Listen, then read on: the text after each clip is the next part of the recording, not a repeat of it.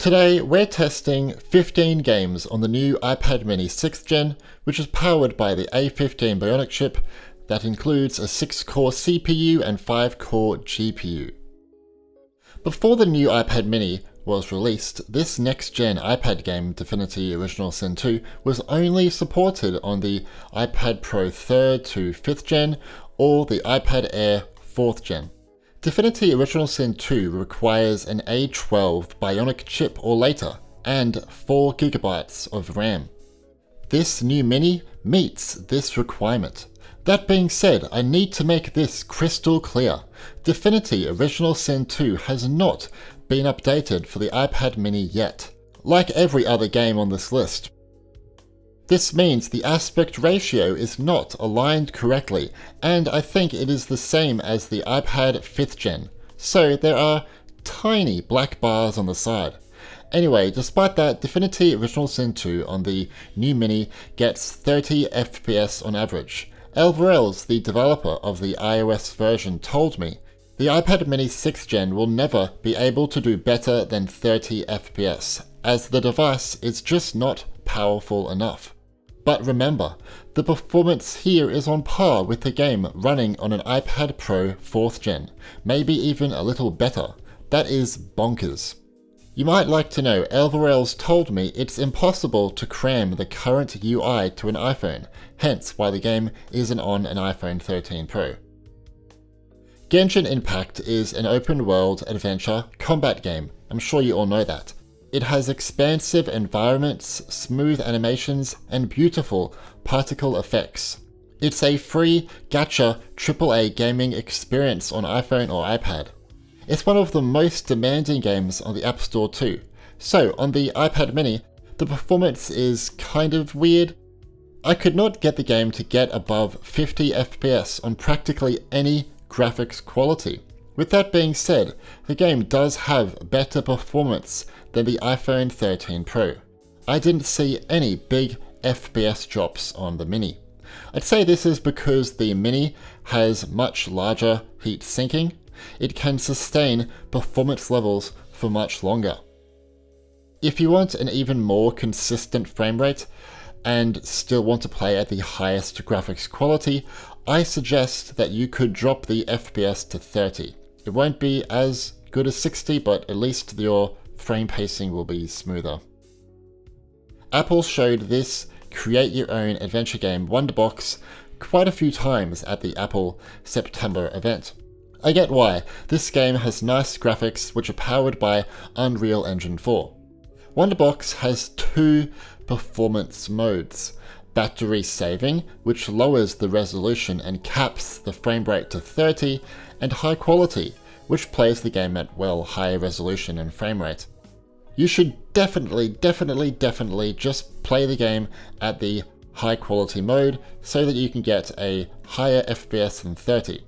I'm hoping in the future that the devs can update the game so that it can get 60 FPS under high quality, because it can on other recent iPhone and iPads. Grid Autosport is the best racer on the App Store by far. It has 3 graphics modes on iPad mini. Graphics, which provides the best visual quality but plays the game at 30 FPS. Performance, which lowers the quality a little to achieve a more higher FPS. And energy saving, which reduces graphics quality to conserve battery. Feral Interactive have actually made some updates on their end to Grid, so now the new iPad mini 6th gen matches the iPad mini 5th gen. Before, it just had the energy saver mode. Now it has the defaults and any graphic options that were available on the earlier model. This also goes for the iPhone 13 models that now match the iPhone 12, iPhone 12 mini, iPhone 12 Pro, and iPhone 12 Pro Max respectively. It's worth noting, this applies to all of Feral Interactive's games. For example, here we have XCOM 2, which is a fantastic turn-based strategy game on the App Store, really the best of its kind. What's good about this update from Feral is that there is no need for players to manually update the game from the App Store. You just launch the games and these changes will be ready to go. Awesome, that's so cool. Energy saving, which lowers the visual quality and the frame rate also, it's like 20 FPS. It's not that amazing. And performance, which provides 30 to 35 FPS. I really hope that Feral can update the game soon so that it can get about 40 to 50 FPS like some of the other recent iPad Pros can.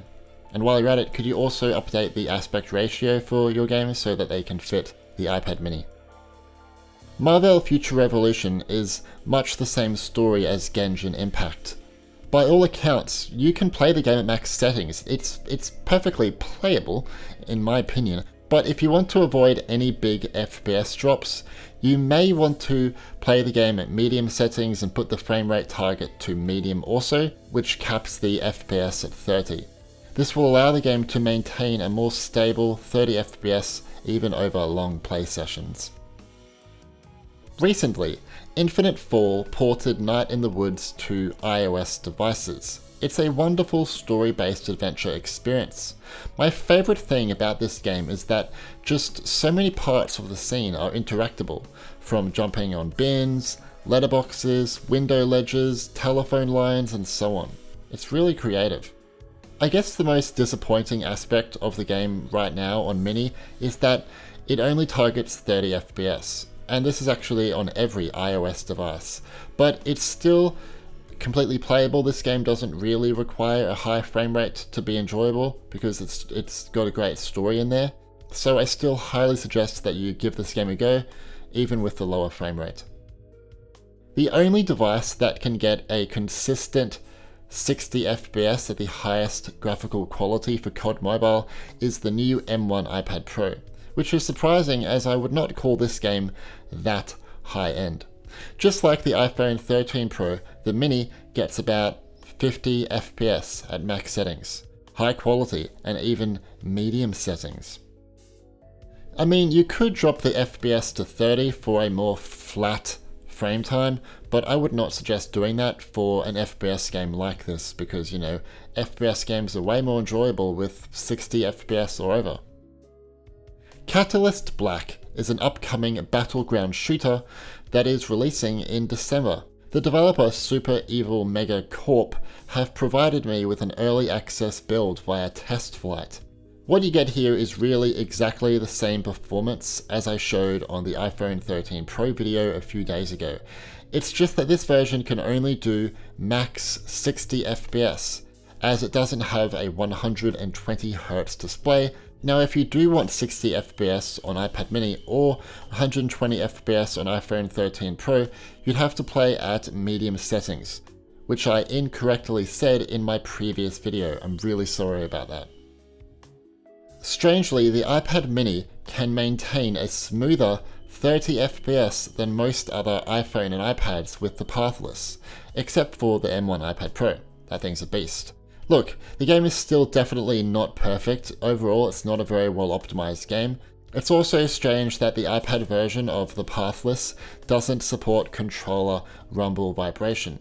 It's only available on iPhone, Apple TV, and Mac, which is weird. I imagine that this is just an overseen bug that can easily be fixed. Again, I didn't bother showing the FPS here as I have for the other games, because Wild Rift has its own in-game FPS counter at the top right. Now, despite the game suggesting that you play at medium settings and a frame rate target of 30 FPS on this device, the Mini can easily play at max settings with a frame rate of 60 FPS. To be honest, despite the fact that I have showed LOL like many times on this channel, I really have no idea what I'm meant to be doing half the time in this game. So I didn't play really long sessions that the game does require. I just played, the first few minutes. So it may differ on your device. Someone in the comments told me to try this game on the Mini, so here you go. Punishing Grey Raven has a similar visual style to Genshin Impact or Honkai Impact 3rd. That said, it has a much more arcade approach where you go into levels and will defeat all the foes to win. It's quite a hectic game and it's really quite fun. It's just disappointing that it doesn't have controller support. The game can play at ultra settings and gets a fairly decent frame rate of 40 to 55 FPS. If you want a higher FPS, you should either play at high or medium settings. Out of every iPhone and iPad, for some reason, What Remains of Edith Finch gets the best performance on the new iPad mini. I don't know why. Yes, the game does target 30 FPS like every other Apple device, but the frame delivery here is much flatter. It's very rare for games on mobile to have this type of optimization, and for a game of this visual caliber. It's not like an action game, it doesn't have heaps of on-screen effects all the time, but it's still a beautiful game. There is one scene where the game delivers about 40 to 45 FPS, but this is just to get around an issue with PhysX as your character swings up and down. On Mini, NBA 2K21 Arcade Edition chooses high quality graphics by default. It also puts textures to ultra high, and tone mapping and reflection is enabled. You should just keep all these enabled as they are, as it provides the best performance and graphics possible on this device. This will give you about 48 to 55 FPS and 30 FPS during up-close player camera angles.